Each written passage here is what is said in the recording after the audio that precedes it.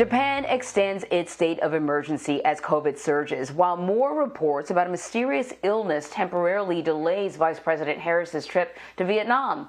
Ian Lee is following these stories as well as others from around the world and joins us this morning. Ian, good morning.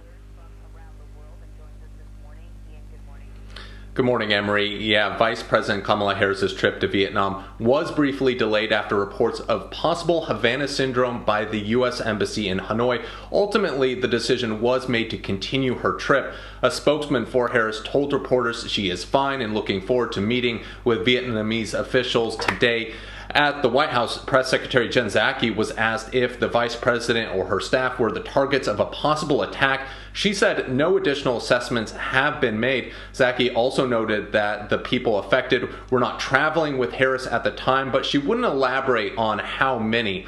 Originally experienced in Cuba, this mysterious syndrome has sickened hundreds of U.S. officials over the past few years. The intelligence community still doesn't know or have an explanation for what's causing it.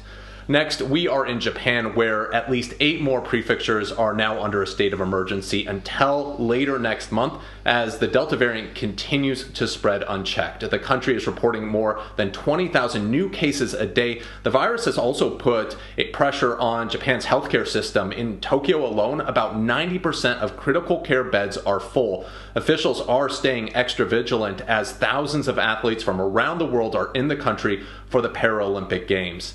We are moving on to the Philippines, where President Rodrigo Duterte has found a way to stay in power. He'll run for vice president next year as the Constitution bans him from seeking another term in office as president.